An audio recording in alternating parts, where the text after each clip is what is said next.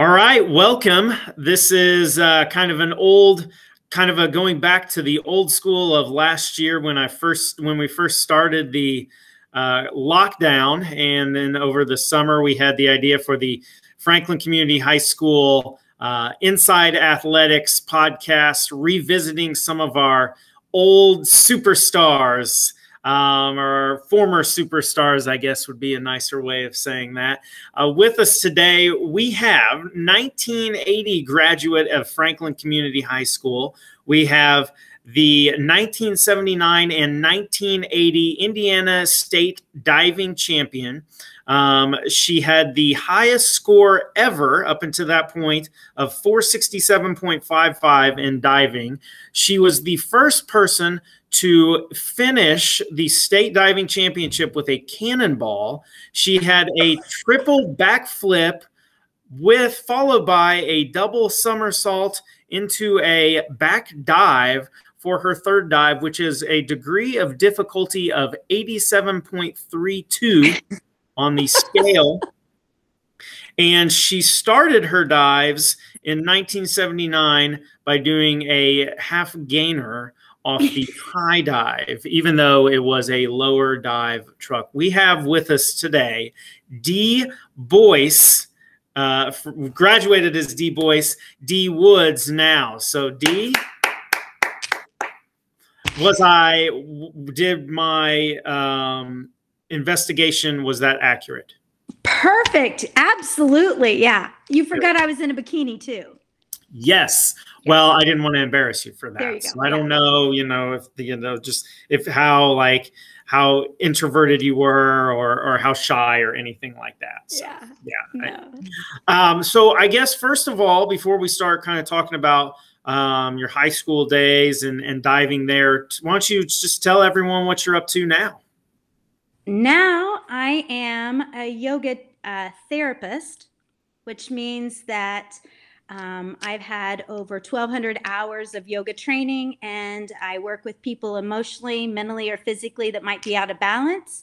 So most of my work goes into the senior center. I do chair yoga there. And then when it's not COVID, I am in the juvenile detention center 3 or 4 days a week working with those kiddos. And then Lori Myers and I made a program for the probation department using yoga and low ropes course to challenge them and teach them how to calm down when they're triggered. So I do a lot of work with the teens in the community. Now with yoga, was that something that you had been into? Like how did you get involved in that? And it seems to be something that would go along well with diving, just because it is a lot of calming. You have to be calm. Exactly. You have to be inner peaceful. So how did you get involved in yoga? I had done dance when I was little and gymnastics and things like that. But now when I reflect, my diving, why I was so successful, is exactly right. I was actually doing yoga. I was controlling my breath. I was meditating. I was visualizing at night. And so finding that calm, still place I was really doing yoga. And you're exactly right. That's why I was successful.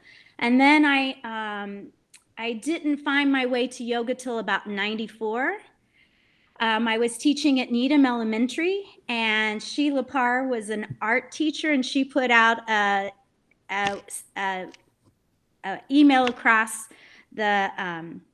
for all staff. If anybody was interested in doing yoga, there was a gal coming from Greenfield, and I never stopped after that. And so actually that teacher, Jerry Lee Lucas, is who trained me. And then I went further then into yoga therapy, and that's where I am now. Yeah. Now, so did I answer your question? Yes, absolutely. I mean, it's interesting that how many of the aspects of it are so similar. Just what it kind of the calming and the breathing. Now, I've done a couple. So I've done yoga. Now there was one. So a lot of people think of yoga as just the stretching and the posing and being calm and things like that, and that is part of it. I mean, that can be a little bit of it, but I don't know if you've ever done this or not or seen this, but do you know P90X? Have you I heard of know it? of it, yes. So they have a yoga workout on that. It's an hour and a half, and the first hour of it is yoga, but it's not like the stretching kind. It's honestly one of the hardest workouts I've ever done. Really? Because it's balance Mm-hmm. and Mm-hmm. when you're then it's like balance and like squatting and it's so do you teach do you are you like certified in both of those? Well, there are 8 limbs to yoga, Mm-hmm. and only one of them is the postures.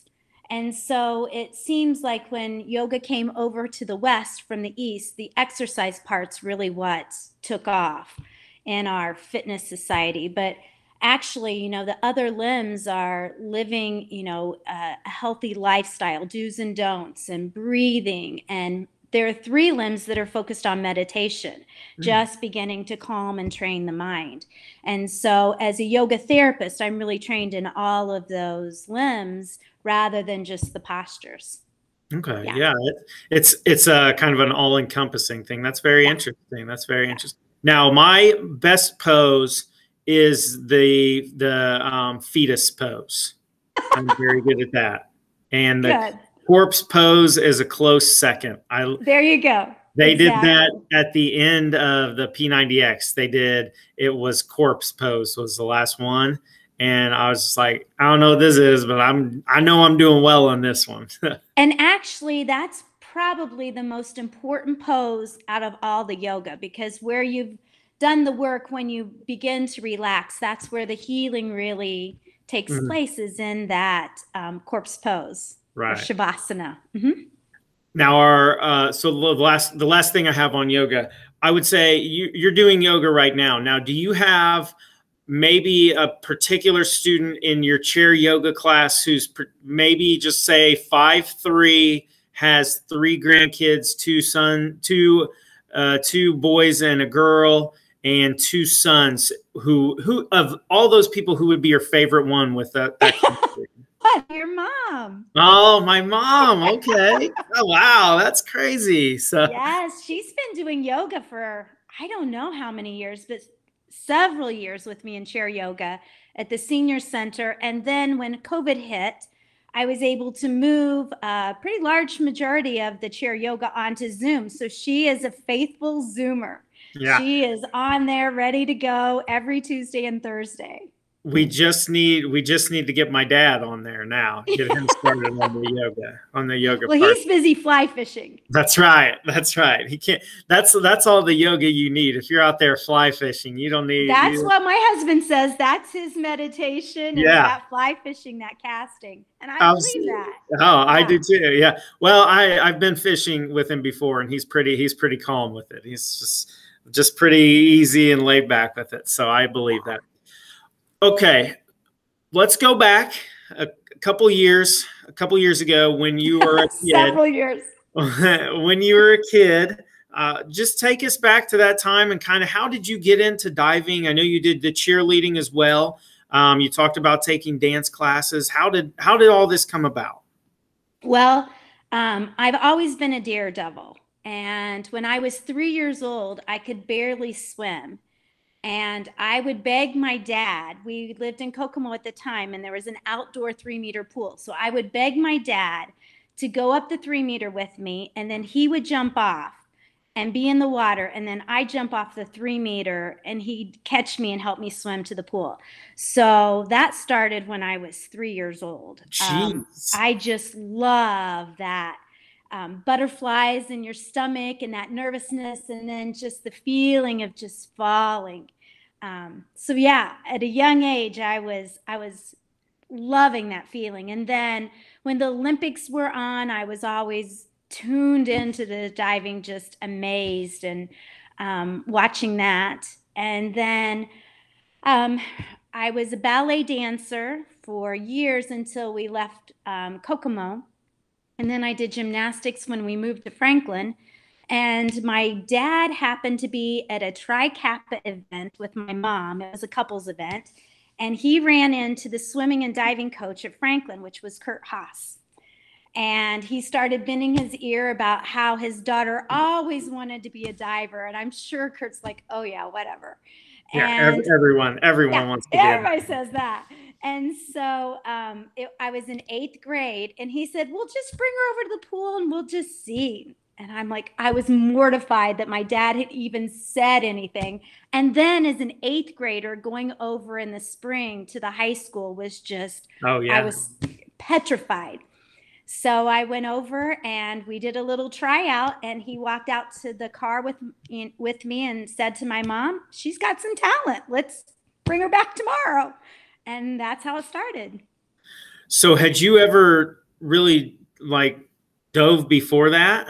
No, no, nothing. Oh, wow. So it's just a natural. Yeah. So I started the spring before my freshman year. Wow. Yeah. Now, did you get on the board, the diving board, and I mean, how do you start doing that? Like, do they just say, all right, just dive and let's see what you got? And if you flop, then they're like, yeah, that's not very good. Let's do that again.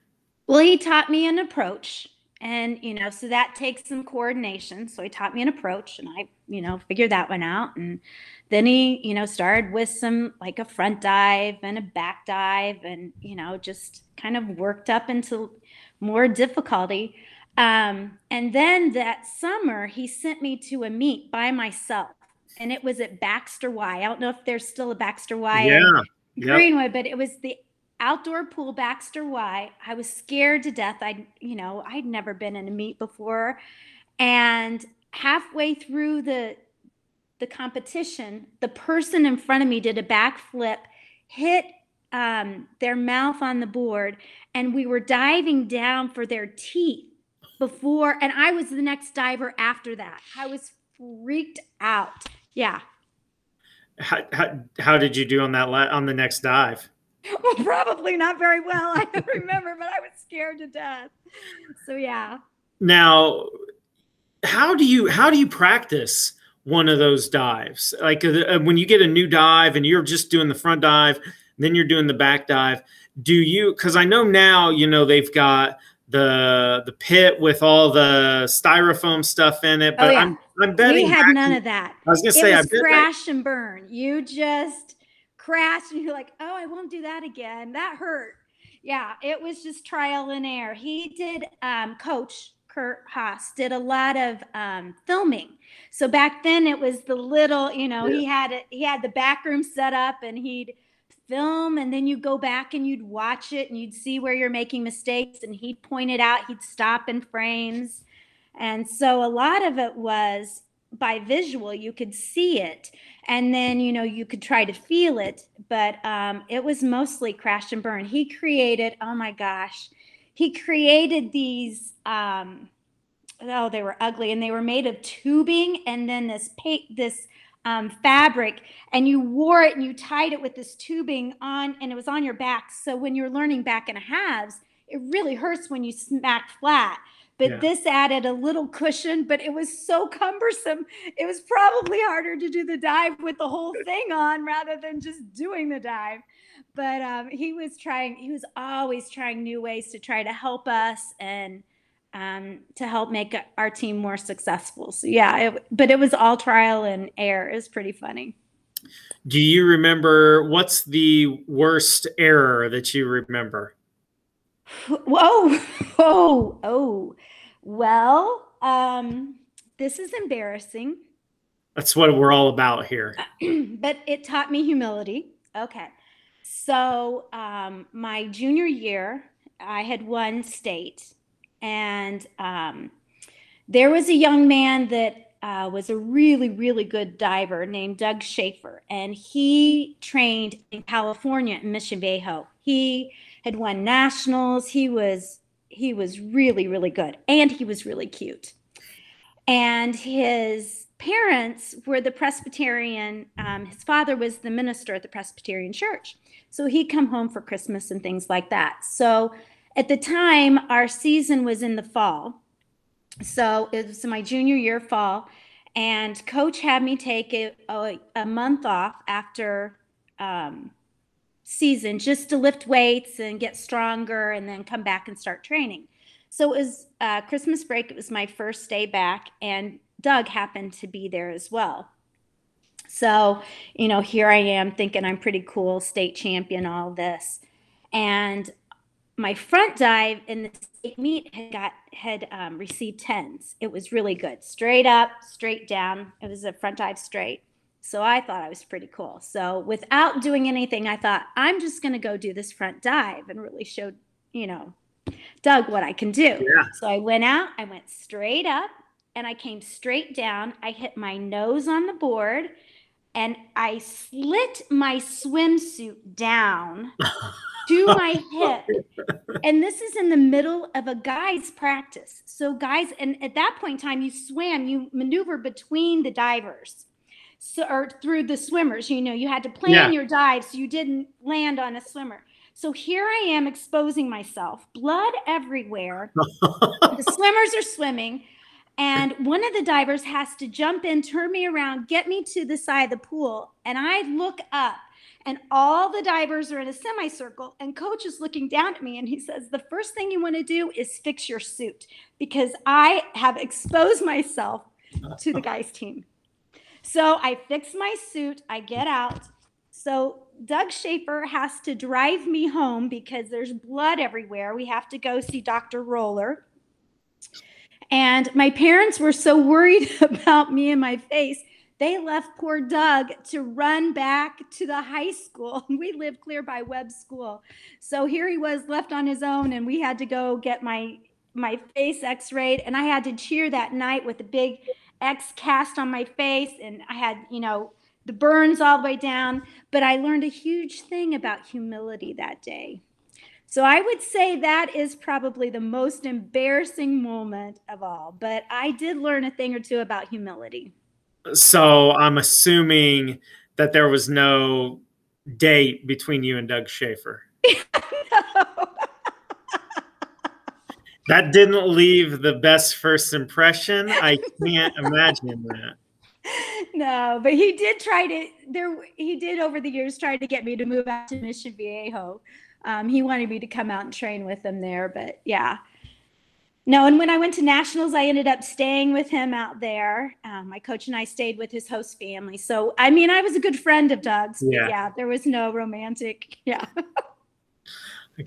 Every time he'd see you, he'd just picture. He'd probably be more like mortified at the fact that he had to walk all the way back to the high school. Yeah, I think he ran, but yeah. And in December, it was cool. Yeah. Oops. Yeah.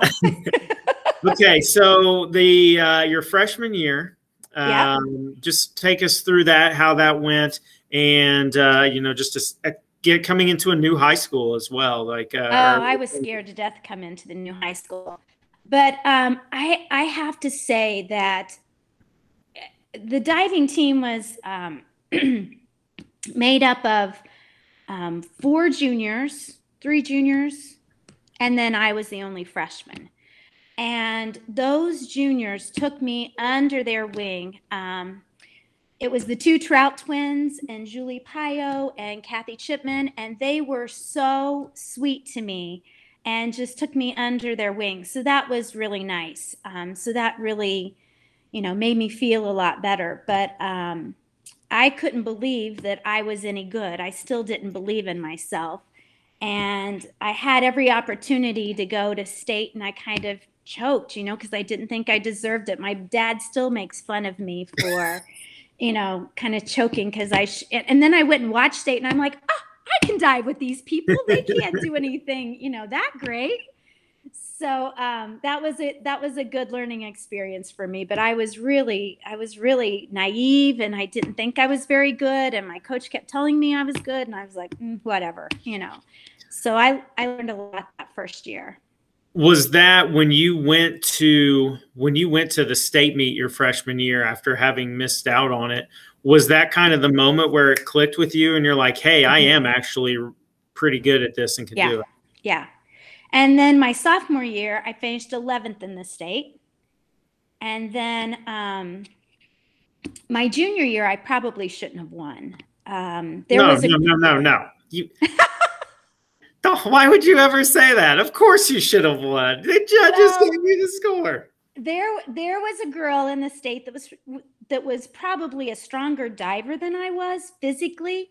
And we had to meet with her in, oh gosh, maybe a couple months. It was an invitational, a couple months before state.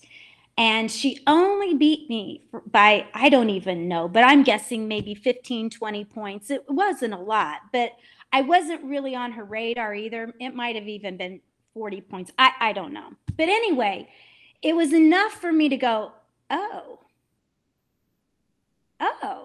I can beat her. And it was honestly my coach and the mental training that made it happen. So we showed up. At that time, you got out of school on Friday to go practice. And then Saturday was the meet. So we went to practice on Friday. And if anybody saw me in that practice, it was a joke. I couldn't even jump off the diving board straight. I could not get in rhythm with the board. I was scared to death. It was an awful practice. I mean, I looked horrendous. I should come in last. And so at that time, we always went to this big dinner. And then after we were sitting there in dinner, it was our, Jane Palmer was the swimmer, and I was the diver. And we were sitting there at dinner, and coach looks at me and he goes, "Do you want to go back to the pool and practice?" And I was like, yes. And so we went back, and we were the only two people other than the custodian in the pool. It was open until like 9 o'clock or whatever, but there was nobody there. And we just went back, and he's like, "Just jump off the board." And then he just like, "Now do a 1-step hurdle," and just started me for the basics to really feel comfortable. And by the end of that practice, he looked at me, he said, "Are you ready to go?" And I was in tears. I'm like, "Yeah, I can do this now." And so we came back the next day, and but it really was the mental training that made the difference, and that's where the yoga came in. I visualized for months myself standing up on that podium and going through each one of those dives mentally, and if I couldn't do it, I would get out of bed and I'd model the dive, and then I'd get back in bed and visualize it again. And I just went through my list over and over again every night. And I was lucky enough to win that year. When you talk about the mental training, was it also, I mean, just that, because I think just in what Coach Haas did there was just such a little thing, but it would also take you buying in and saying, "Okay, yeah, I'll do this," and him seeing the need of an athlete who has, I mean, I would assume that had you gone to the swim meet to the diving meet the next day without that extra pool period, you would have been there. Oh, it would have been a joke. There's no state championship, and maybe not even a second state championship, because that mentally would have gotten exactly. But he knew it was going to be quiet. He knew that I wasn't ready to do it, and it was a gift he gave me, and I jumped at it. I was like, yes, I want to go back. And so I put on a wet swimsuit and went back in, and yeah, it did make all the difference. I have to say, I love Kurt Haas. If you don't, I don't know if you know Kurt Haas or not. Mm-hmm. I don't know if he was teaching, but I just love him. He didn't teach me how to dive. He taught me how to live. You know, I have life lessons that I reflect on my whole life, because, you know, he taught me about humility. He taught me how to be a winner. He taught me how to be a loser. You know, he taught me so many things beyond just diving. He taught me how to mentally train. He taught me how to stay calm and present in the moment. You know, those are gifts that go beyond, you know, the sport. I can't remember any of my dives at the state meet, but I can remember sitting in the bleachers and having one-on-one really deep conversations with Coach that changed my life. You know, he really changed who I was as a person. Mm-hmm. When you say you can't remember any of your dives at state, Was it something that you did the same dives every meet, or did you kind of switch them up based off of your competition or anything? Or For the most part, you kind of dialed into 11 dives. And, one season you might do, a few more difficult dives than you do the next. There might be a new dive you're working on. But I couldn't tell you what I scored on the dives, but I can tell you what it feels like to do a really good dive. There is nothing like just feeling the water cut through you and hitting that bottom of the pool and just knowing in your heart that that was a really good dive. So I remember the feeling, but the state meet and the other meets, they just kind of disappear and fade. After 40 years they should, but I remember what it feels like to do a really good dive, or I remember those really important conversations that help mold me as a person.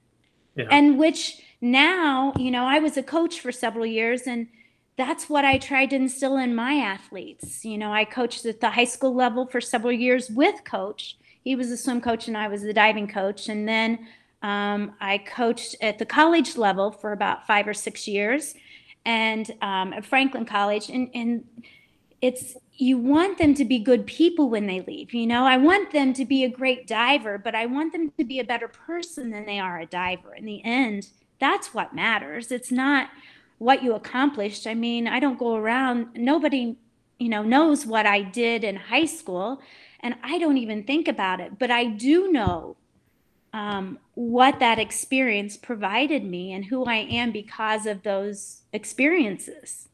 Yeah, it's something that you get the relationships that you formed with your fellow divers, even the swimmers on the team, and especially with your coach who's just helped you so much in life. And it's interesting, it's all just because your dad decided to talk to him one time and said, "Oh, my daughter's always wanted to dive," and it turns out, oh yeah, actually that's a good thing, and that's it's interesting how that starts. Did you ever have a practice where, or just a dive where did you have like fun practices, for lack of a better term, where it's like, okay, do a cannonball, or see how far you can jump, or let's see how high we can jump on this, or anything? No, but the probably the most fun is we would have early morning practices. And back then he didn't have the swimmers come in, he had the divers come in. And so we were in an old pool. The pool was the junior high pool, but it's not the beautiful junior high pool that we have now. It was back in this, it was disgusting. I mean, there was, mold. It was just gross. And of course, I don't think the heater really worked too well in the pool either. So it was is that at the old, is that the building by the Wonder 5 Center now? Was that there? No. It's where the junior high is now. Oh, okay. But the pool that they built my sophomore, junior year in high school. So okay. we were in the old pool, and it was like a 6-lane. It was disgusting, and it was cold. And so he'd have you come in the mornings, and there was a mat where you could stretch out. And so we would try to stretch out the stretching as long as you could, because that's what you wanted to do, because then you shorten practices. And so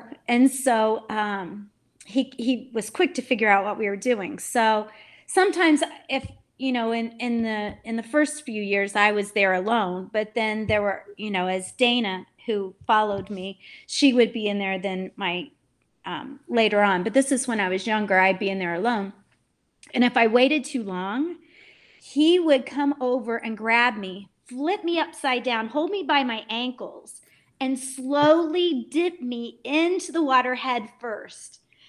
And it only took one time to realize, no, so when you saw him coming, you would take off and jump in the pool really fast, because you knew what the torture was going to be if you didn't get in the water before he got to you. So there was a fine line there before you knew you were going to be in trouble. You had to you could stretch for just so long before he'd had enough and he was going to torture you to get you in the water. But yeah, that happened one time. One So time. yeah, just one time. I got smart after that one. That was cold, because it was so cold in there, and there was air that would flow in. Oh, it was Yeah. awful. Yeah. Pools are cold enough as it is because they always keep them a little bit chilly. But yeah. Well, and then when you have your separate diving well, they keep the water a little warmer for the divers, because when you smack and the water's warm, it doesn't hurt as much as when you smack when it's cold. So when the water was cold, it really hurt when you hit. Yeah. Oh, well, yeah, it hurt. It probably hurts. It hurts regardless. Yeah. But he did play all kinds of games. We had like, if you could go and do a dive and get like 6s on it, which is a good average score, because he was always about consistency. So if you could do 3 dives in a row and get 6s on it, you could move on. But then if you didn't get 6s and you decide to play the game, if you got a 5, well, then you had to do 2 more, and they had to be 6s, or you kept getting more and more. So it was, he had all kinds of games he'd play with us to try to get us to be more consistent and to really think about that consistency, which is, really the key to diving. Is you don't want to blow a dive. You just want to maintain a high, consistent score. Right. Yeah, absolutely. Now, your senior year, you won state, you had the most points ever. So obviously at some point, probably before you were done, there was probably a moment where you're like, oh my gosh, I'm going to win this again. Do you remember that? Or do you even remember your junior year? When was the moment where it kind of hit you? Do you remember that still? It came, I don't remember my junior year. I mean, it came down to the very last dive. And your junior year? My junior year, yes. And I don't even, I mean, isn't this awful? I just don't know. I don't even know how much I think, like you said, if it was like something that you still remember and relived every day, then maybe it'd be something else. That'd be a different story, I think. So I know it was down to the last dive. I mean, that's how close it was. My senior year, she was a senior that year that I was a junior. My senior year, there was really nobody that was even in the competition with me. And I didn't even have to do my last dive to win. You could have done what I said. I could have. You did the cannonball. I could have done the cannonball. Yeah. Can you imagine? Can you imagine if you had done a cannonball for that last one? Well, I wouldn't have gotten the record. You get up there. Oh, you did. Oh, so you did do the last dive. I did do the last dive. You didn't have to, but you did. Yeah, okay. Yeah. Okay. That's acceptable. No, I did all my dives. Yeah. But that's the lead I had, which was, but I have to say, in the back of my mind, I was more nervous my senior year than my junior year, because how embarrassing to lose your senior year after winning your junior year. You know, and anything could happen. You could, if you get cocky, you could fall off the board, or you could, diving is a mental game. You could dive straight up and straight down onto the board and hit your nose up. Yeah. Split your suit open in the middle. Yeah. Hey, you think splitting your suit in the middle of a practice with your teammates is bad? Try it at the state meet in front of a bunch of people you don't know. There you go. Yeah. See about that. Yeah. And that'd be lovely. Yes. You talked about just knowing what a good dive feels like, and remembering that. And is that I know a lot of times people talk about, oh, I wish I could still play or still keep playing. I'm assuming you don't dive very much anymore, but is that something like, is that the thing you miss most about it, is just that feeling of, yes, after you're in the water, you're like, that was good. I actually, my senior year in college, my last meet was awful. I didn't dive very well. There were some family issues going on, and my head wasn't in the game. And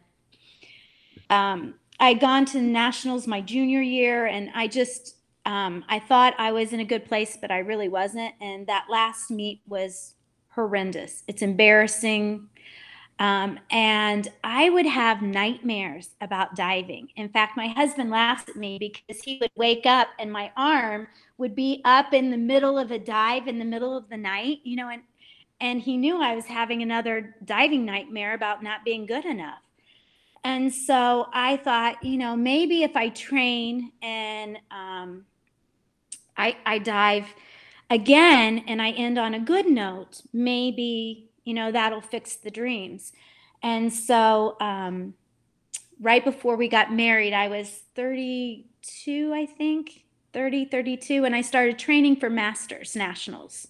And so I ended up diving in Masters Nationals, and I had a really good meet. I got all my 3-meter dives, the reverse 2.5, back 2.5. I got all my old dives back, and on 1 meter as well. And so I trained and I had a good meet.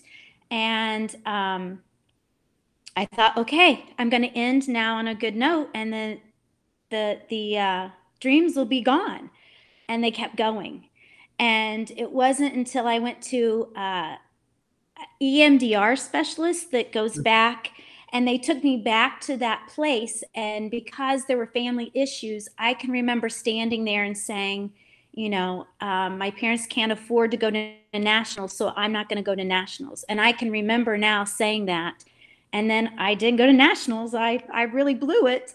But now it's like I made that choice. You know, I knew that I didn't want to embarrass my parents because, you know, there were some financial issues at the time. And so I've never had a diving dream, a negative diving dream again. It was just kind of crazy. Yeah. Huh. Yeah. That's now where did you go to college? And just talk about your college career a little bit and kind of how you made that choice of where to go. I went to Miami of Ohio. Okay.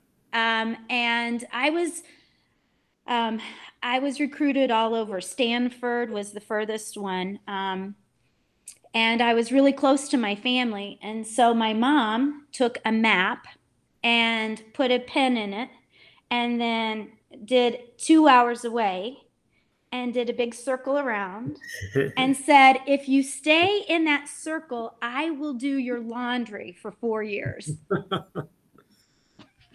So a hard bargain right there. Yeah. So I went on a recruiting trip the fall of my senior year to Miami of Ohio. If you've never been there, it's just That's beautiful. Yeah, the leaves were turning, and we started down toward campus, and I just knew this is where I was going to go. And so that's where I ended up going to school, was Miami of Ohio. And actually, my coach was at my state meet my senior year. Oh, so okay. I couldn't really have done that cannonball. She would have, you know, probably lost it. Hey, if you did a cannonball and she would have lost it and couldn't have done that, I don't think she's the kind of coach you would want to dive for anyways. Exactly. Because who wants a coach like that? You've earned your right to get to this position.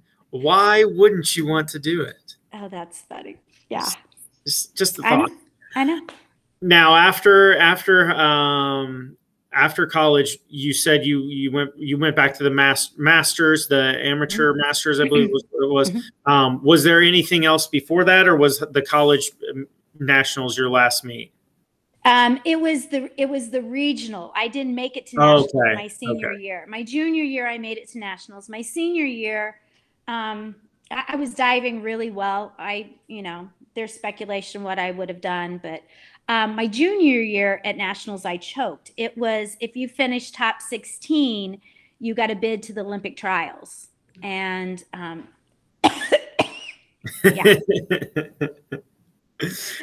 So in all honesty, I probably would have finished pretty well in nationals, but you know what?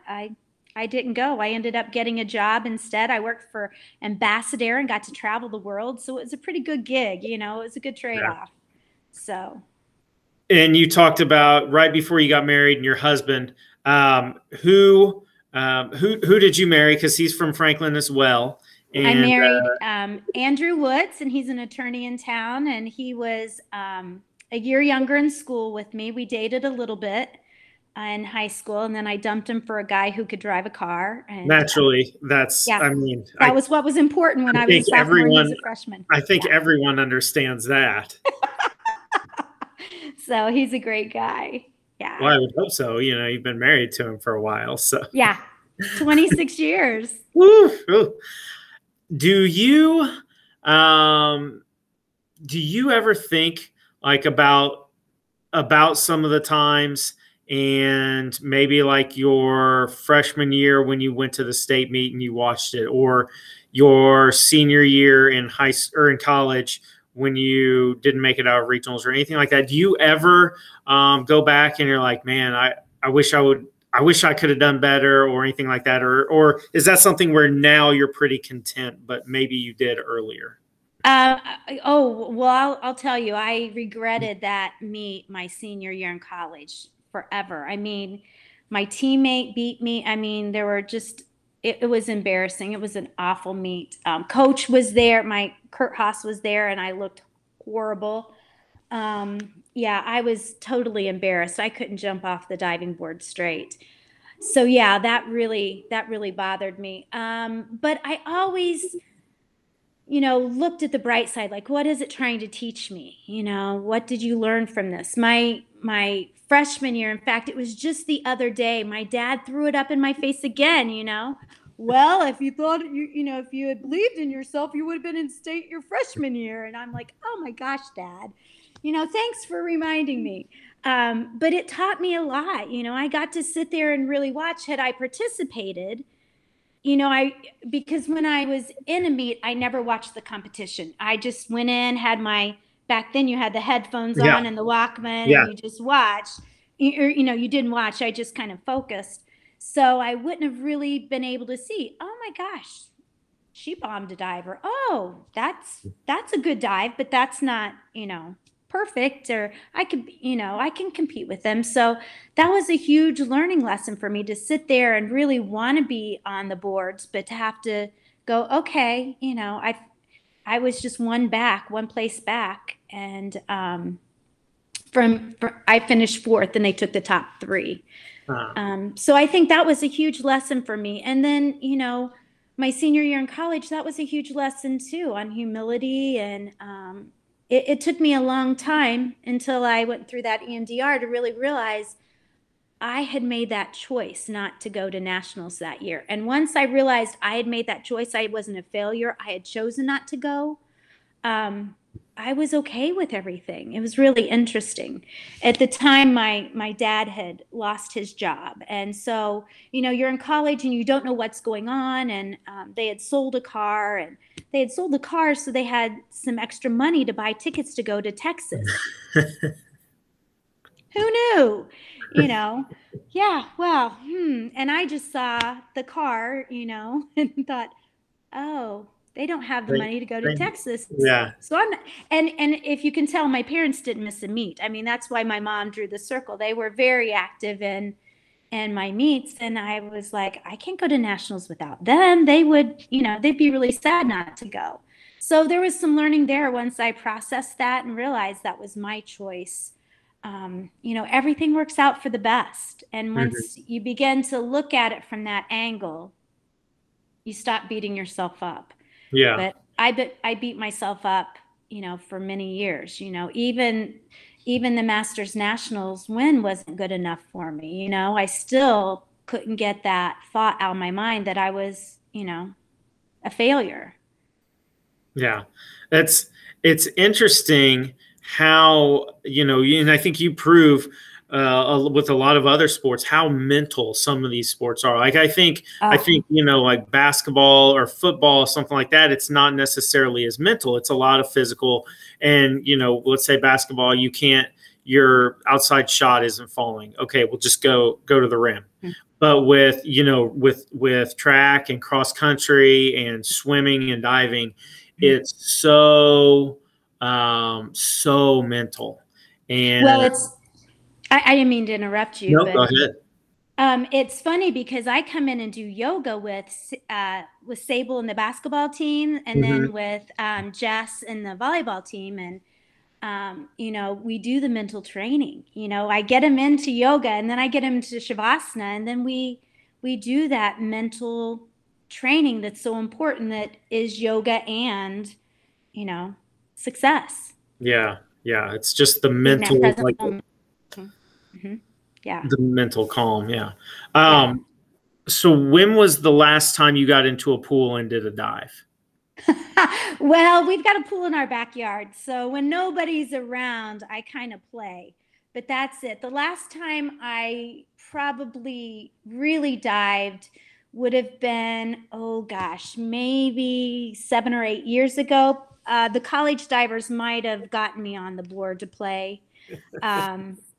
Yeah, so I'd say that was probably, yeah. But I'll get in the backyard. If nobody's watching, I'll get in the backyard and do a few dives just to kind of play around. Can you flip, or can you like it could do you, when you say play around, is it just straight dives, or is it like, do we do a flip? Do we throw a couple things in there? Back somersault with 1.5 twists. You still got it. You still got it. Still So, got I mean, it. it's just second nature. You know, you've done it for, you know, 12, 14 years, you know, over and over training.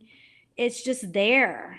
Yeah. So, you know, it just happens. But I will say, every time you do it the first time, it's like that 3-year-old being on the 3 meter jumping off. You have those butterflies like, oh, can I really still do it? And then once you do it, you're like, oh yeah, my body still remembers this. I know what I'm doing.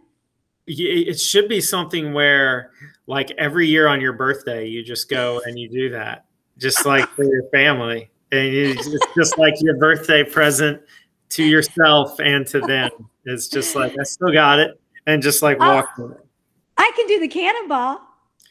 No, you shot down my cannonball idea. You basically just said, well, no, they would never take me seriously if I did that. Well, of course they wouldn't. So you can't turn back to cannonball now when you've already completed it away. So no way. Oh, that's funny. Well, hey, Dee, I really appreciate this time and kind of walk back down memory lane. It's been very entertaining. Well, thank you, Brian. It's been fun reminiscing, but it's not my life anymore. I've moved way past this. So thank you for helping me relive those moments. Yeah, absolutely. Once again, Dee Woods, Dee Boice, in high school, the 1979 and 1980 state champion diver. Thank you very much. This has been another edition of Inside Franklin Athletics with I am Brian Power.